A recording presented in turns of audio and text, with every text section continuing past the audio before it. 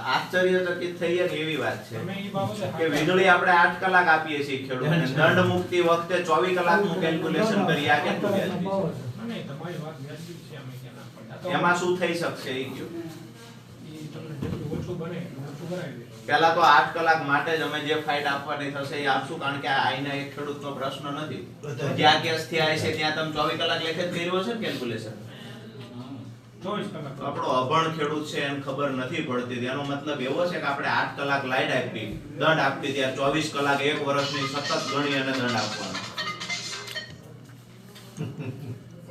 દુઃખ થવું જોઈએ સાહેબ. અહીંથી જે કાઈ ઉપરથી હશે એના માટે લડશું, બરાબર છે? એમાં તમે જે કાઈ થાય છે તમારા હાથ બંધાયેલા છે, તો અમને કહો કે અહીંયાથી આ કરે છે પ્રોબ્લેમ. આજ નાયબ ઇજનેર તરીકે તમને હજુ નથી ખબર સાહેબ કે 24 કલાક ગણે છે કે 8 કલાક ગણે છે. તમે આવું જ્યાં જ્યાં હોય અહીંયા ધ્યાન અમારું દોરો.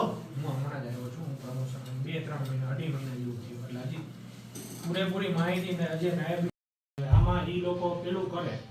હા, શું કરે? તો ઈ લોકોને જો પેલું એમનું પ્રાઇવેટ ટીસી છે, બીજું એમનું એના ઉપર વાત આપણે કરવાની છે. ટીસી આવે છે. આ બધાયને આદત પડી ગઈ છે સાહેબ કે જે ગામમાંથી ભાજપને નુકસાન થયું છે એ ગામમાં ચેકિંગ જાય છે ને કયા અધિકારી કોની સાથે વાત કરે છે ને આ બધાયની કોલ ડિટેલ સાહેબ હું કઢાવવાનો છું. અને હું એ જોઉં છું કે ભાજપના ખોળાએ બેઠેલા અધિકારીને કેવી રીતે ભાજપ વાળા નોકરી બચાવી લે છે.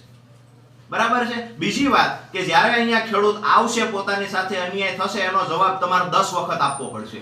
કોઈ ભાજપની ઓફિસથી પગાર આવતો નથી સાહેબ. મારા ને તમારા સંબંધ આજ દિવસ સુધી હતા, પણ જ્યારે ખેડૂત હારે અન્યાય થશે ને સાહેબ ત્યારે હું મારા સંબંધો સાઈડમાં મૂકી દઈશ. બરાબર છે? અહીંયા તમારા પીજીવીસીએલ ના અધિકારીની ભૂલથી આ ખેડૂત 2.5 લાખ વધારાનો દંડ ભરશે. એની ઉપર તમે 135 દાખલ કરી. હવે પોલીસ કૂટે, કોર્ટ કૂટે અને ખેડૂત કૂટે.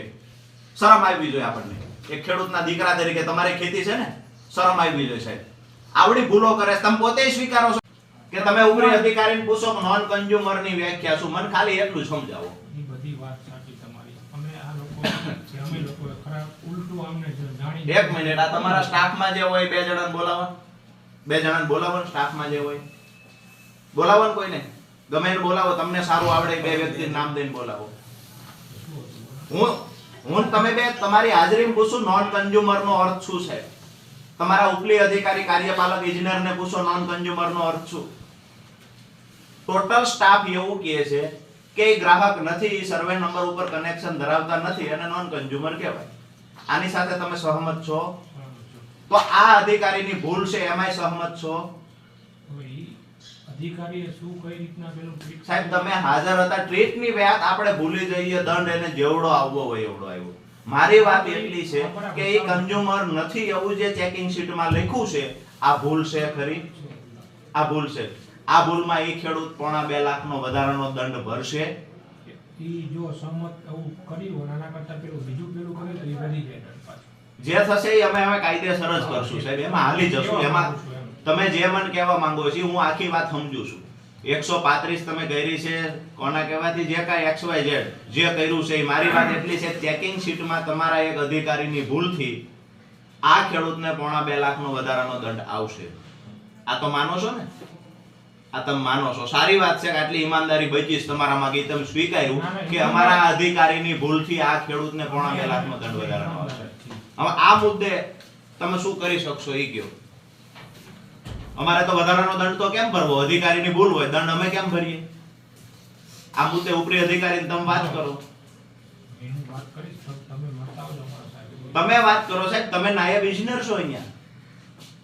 એક વાત નક્કી છે, આજે 10 જણા આવ્યા છે, કાલે 1000 જણા આવશું સાહેબ. કારણ કે આ કઈ ખોટા દંડ તો કોઈ ભરવા નથી. તમે પોતે સ્વીકારો છો કે અમારા અધિકારીની ભૂલ છે. તો અધિકારી તમારો ભૂલ કરે